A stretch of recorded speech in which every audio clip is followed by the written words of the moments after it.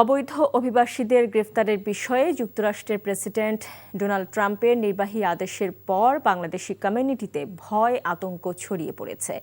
4 জন বাংলাদেশিকে গ্রেফতার করা হয়েছে বলে একটি মহল থেকে অপপ্রচার চালানো হলেও এই তথ্য সঠিক নয় বলে জানা গেছে।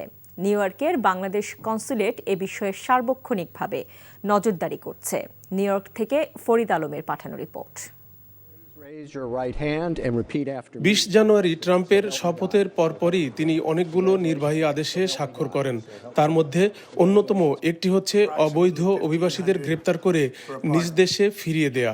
এই ঘোষণার পর নিউ ইয়র্কে বসবাসকারী বাংলাদেশি কমিউনিটিতে কেউ গ্রেপ্তার না হলেও একটি মহল একাধিক ব্যক্তিকে গ্রেপ্তারের খবর ছড়িয়ে দেয়। এ নিয়ে কমিউনিটিতে ক্ষোভের সৃষ্টি হয়। তবে সরেজমিন ঘুরে প্রচণ্ড ঠান্ডার মধ্যেও স্থানীয় মসজিদে মুসল্লিদের স্বাভাবিক উপস্থিতি দেখা গেছে। যমুনা স্মার্ট রেফ্রিজারেটর, স্মার্ট লাইফে স্মার্ট রেফ্রিজারেটর। হোটেল রেস্তোরাঁগুলোতেও দেখা গেছে ভিড়। সাধারণ মানুষ এ ধরনের অপপ্রচারে কান না দিয়ে প্রয়োজনীয় আইডি সাথে রাখা উচিত বলে মনে করেন।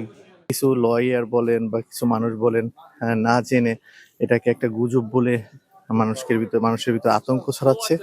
এটা আসলে ঠিক না। যারা এখানে অবৈধ যারা আছে অযথা ঘোরাঘুরি না করে নিরাপদ জায়গায় থাকা উচিত এবং এত প্যানিক হওয়ার কিছু নাই।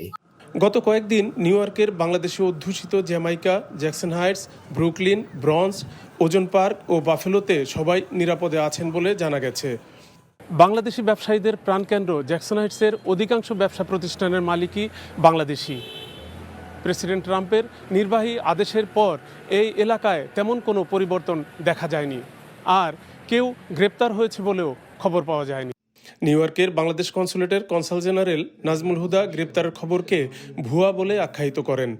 এটা আমাদের জন্য খুশির খবর যে খবরটি ভুয়া, যে আমাদের কেউ সেভাবে আসলে অ্যারেস্ট হয়নি, বা এখন পর্যন্ত আমরা আমাদের বাংলাদেশি কোনো ভাই বোন কাগজপত্রের অভাবে বা অন্য কোনো কারণে অ্যারেস্ট হয়েছেন বলে আমরা জানি না।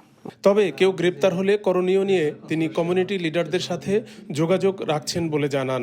এ ধরনের পরিস্থিতি যদি উদ্ভব হয় তাহলে কতটুকু সহায়তা আমরা করতে পারবো, কিভাবে সহায়তা করতে পারবো এবং কতটুকু করলে সেটা নিরাপদ সহায়তা হিসাবে দেওয়া যাবে, সেই বিষয়ে আসলে এখনো ইটস টু আর্লি।